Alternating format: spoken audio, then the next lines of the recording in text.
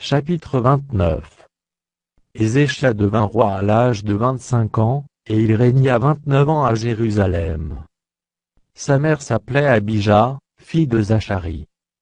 Il fit ce qui est droit aux yeux de l'Éternel, entièrement comme avait fait David, son père. La première année de son règne, au premier mois, il ouvrit les portes de la maison de l'Éternel, et il les répara. Il fit venir les sacrificateurs et les Lévites, qu'il assembla dans la place orientale.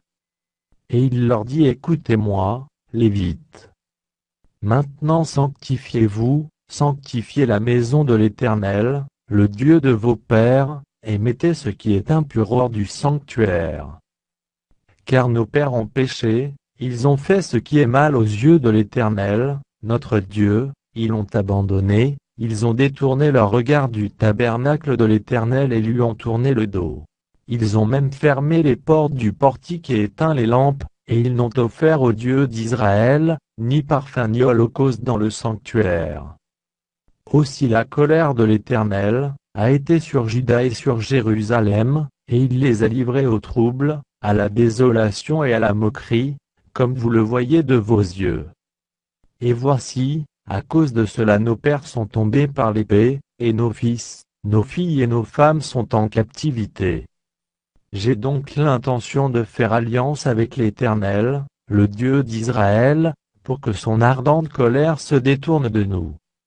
Maintenant, mes fils, cessez d'être négligents, car vous avez été choisis par l'Éternel pour vous tenir à son service devant lui, pour être ses serviteurs, et pour lui offrir des parfums.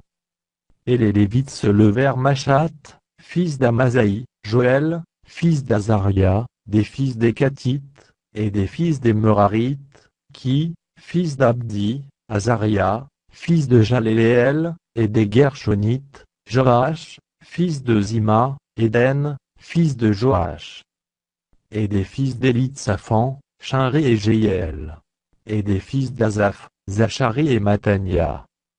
Et des fils d'Éman, Joël et Chiméi, et des fils de Jeduthun, Shemaéja et Uziel.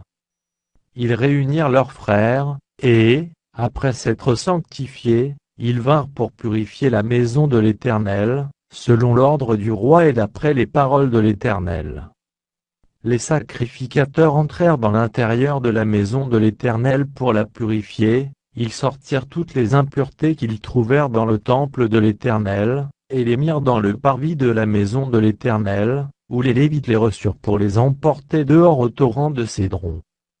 Ils commencèrent ces purifications, le premier jour du premier mois, le 8e jour du mois, ils entrèrent dans le portique de l'Éternel, et ils mirent 8 jours à purifier la maison de l'Éternel, le 16e jour du premier mois, ils avaient achevé. Ils se rendirent ensuite chez le roi Ézéchias, et dirent: Nous avons purifié toute la maison de l'Éternel, l'autel des holocaustes et tous ses ustensiles, et la table des pains de proposition et tous ses ustensiles. Nous avons remis en état et purifié tous les ustensiles que le roi Achaz avait profanés pendant son règne, lors de ses transgressions ils sont devant l'autel de l'Éternel. Le roi Ézéchias se leva de bon matin, assembla les chefs de la ville, et monta à la maison de l'Éternel. Ils offrirent 7 taureaux, 7 béliers, 7 agneaux et 7 boucs, en sacrifice d'expiation pour le royaume, pour le sanctuaire, et pour Juda. Le roi ordonna aux sacrificateurs, fils d'Aaron, de les offrir sur l'autel de l'Éternel. Les sacrificateurs égorgèrent les bœufs, et reçurent le sang, qu'ils répandirent sur l'autel, ils égorgèrent les béliers, et répandirent le sang sur l'autel, ils égorgèrent les agneaux, et répandirent le sang sur l'autel. On amena ensuite les boucs expiatoires devant le roi et devant l'assemblée, qui posèrent leurs mains sur eux. Les sacrificateurs les égorgèrent, et répandirent leur sang au pied de l'autel en expiation pour les péchés de tout Israël, car c'était pour tout Israël, que le roi avait ordonné l'holocauste et le sacrifice d'expiation. Il fit placer les Lévites dans la maison de l'Éternel avec des cymbales, des luths et des harpes, selon l'ordre de David, de Gad le voyant du roi, et de Nathan, le prophète, car c'était un ordre de l'Éternel, transmis par ses prophètes. Les Lévites prirent place avec les instruments de David, et les sacrificateurs avec les trompettes. Ézéchia ordonna d'offrir l'holocauste sur l'autel, et au moment où commença l'holocauste, commença aussi le chant de l'Éternel, au son des trompettes et avec accompagnement des instruments de David, roi d'Israël. Toute l'assemblée se prosterna, on chanta le cantique, et l'on sonna des trompettes, le tout jusqu'à ce que l'holocauste fût achevé. Et quand on eut achevé d'offrir l'holocauste, le roi et tous ceux qui étaient avec lui fléchirent le genou et se prosternèrent. Puis le roi Ézéchia et les chefs dirent aux Lévites de célébrer l'Éternel avec les paroles de David et du prophète Asaph, et ils le célébrèrent avec des transports de joie, et ils s'inclinèrent et se prosternèrent. Ézéchia prit alors la parole, et dit: Maintenant que vous vous êtes consacrés à l'Éternel, approchez-vous, amenez des victimes et offrez en sacrifice d'action de grâce à la maison de l'Éternel.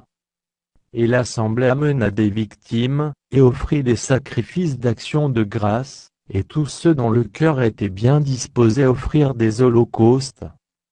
Le nombre des holocaustes offerts par l'assemblée fut de 70 bœufs, 100 béliers, et 200 agneaux. Toutes ces victimes furent immolées en holocauste à l'Éternel. Et l'on consacra encore 600 bœufs et 3000 brebis. Mais les sacrificateurs étaient en petit nombre, et ils ne purent dépouiller tous les holocaustes. Leurs frères, les Lévites, les aidèrent jusqu'à ce que l'ouvrage fût fini, et jusqu'à ce que les autres sacrificateurs se fussent sanctifiés, car les Lévites avaient eu plus à cœur de se sanctifier que les sacrificateurs. Il y avait d'ailleurs beaucoup d'holocaustes, avec les graisses des sacrifices d'action de grâce, et avec les libations des holocaustes. Ainsi fut rétabli le service de la maison de l'Éternel. Ézéchia et tout le peuple se réjouirent de ce que Dieu avait bien disposé le peuple, car la chose se fit subitement.